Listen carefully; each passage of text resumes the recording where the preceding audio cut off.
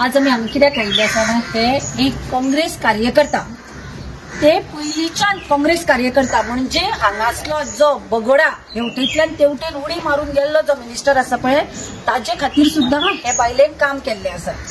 आता कितें इश्यू जाला ना, हांगासल्यान तुमी रस्तो पळयता आसतलो, वयल्यान सकयल पर्यंत रस्तो आयला, हे एक मदीं घर पडटा, हे घर मदीं पडटा, ताच्या नंतर एक गटर आसा, गटराच्या भायर काय बांदूना, सगळी घरां लायनीन आसा आनी हांगासल्यान वता। अचानक मोडगाव म्युनिसिपालिटी आणि एचजीपीडीए ताजे घर नोटीस काडटा आनी मोडपाक येता।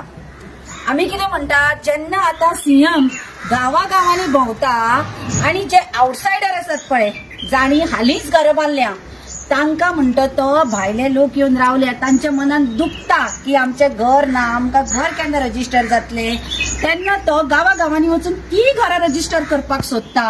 आनी हे बाबडे पयलींच्यान म्हणजे पिढ्यान पिढी हांगा आशिल्ले ताजे घर मोडपाक येता।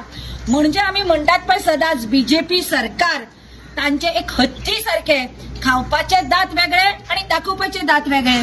आता तुम्ही पळयला आसतलो मडगावचो जो आमदार आसा हो काँग्रेसीच्यान बीजेपीन गेलो, वॉशिंग मशीनांतल्यान क्लीन जालो, ताजे गोमटेक हांगा फास मारिलो, 35,000 कोटीचो मायनिंग घोटाळो, आता तो सुशेग जालो। ताका कितें दिसता, अशें प्रेशरायज करून घरां मोडपाक येतगीर तुझे सारखे सगळेच वॉशिंग मशीनान वचपाक रेडी आसा? वच्ची ना।